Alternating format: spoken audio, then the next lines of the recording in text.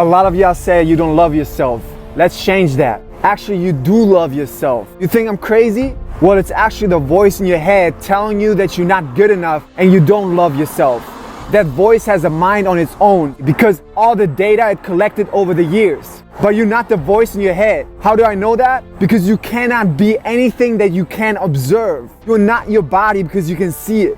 You can't be your heart because you can observe it. You can't be your thoughts or the voice in your mind because you can watch it. So you already love yourself behind that loud, obnoxious voice that goes on in your mind about how you need to be worth it, how famous you have to be on TikTok, or how good looking you have to be. All those things are measurements created by society and uploaded to your mind, who now is telling you that story every day, all day. And you cannot free yourself until you see you have a voice in your mind that keeps you on talking. Once you see it, you can separate yourself of it.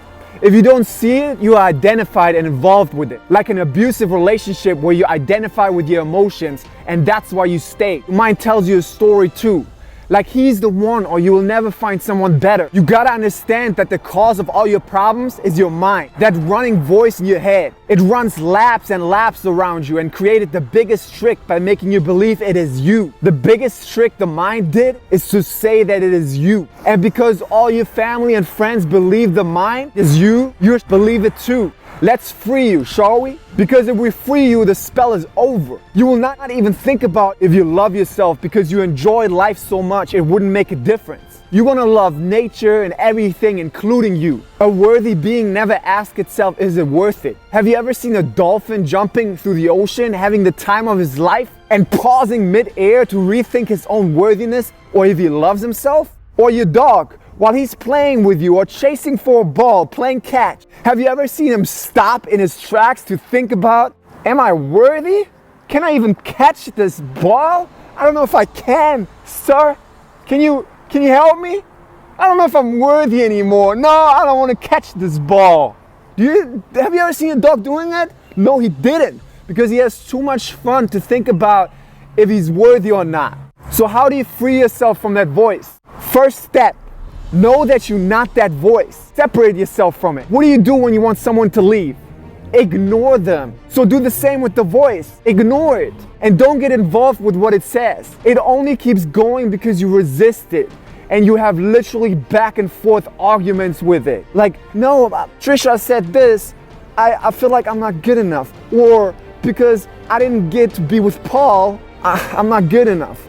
Or because I don't make all that money right now, I'm not good enough. That's all your mind. Repeating the data, the false game that society created for you. One of the most important things that you gotta do to free yourself is to watch during the day when you get triggered.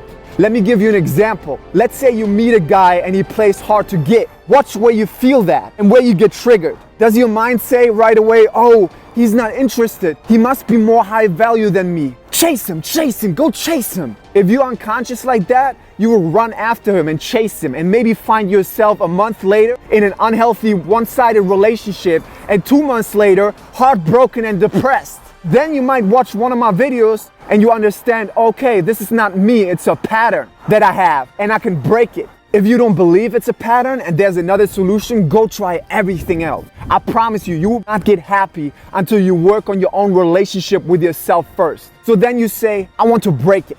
And you ask me, how do I do it, Jesse? Well, you have those samskaras in you. Samskaras are energy blockages that act out once you get triggered. It's like this. Energy is flowing through your body, and in a perfect world, it's flowing without blockages through your body all day, and you would attract the most beautiful relationships with the most beautiful people in the world, and you would be in love with life.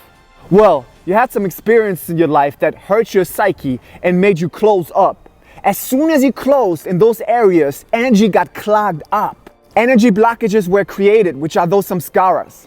So if those samskaras got created by closing up, how do you think we can open them? Exactly, by opening up. I know these triggered feelings make you want to close, but you gotta watch them and relax around them and lean away from their tug. You gotta think of it as a tug of war. You're having a tug of war with your samskaras, and you keep them there by fighting with them. Well, you release them by opening your hands and release the rope. You're fighting with the rope, right? You're fighting with your samskaras. How do you let go of them? You just open your hands and you let go of the rope. You always try to interfere with your samskaras. You always try to interfere with your emotions. You try to change them. You try to use Instagram to distract yourself of your heartbreak. You try to find a solution. You're trying to drink alcohol. You're trying to smoke weed. Whatever you do, you're trying to protect. You're trying to manipulate those samskaras. You try to overwhelm them with drugs or anything else to distract yourself so you don't feel them. So what do you got to do instead? Back it up.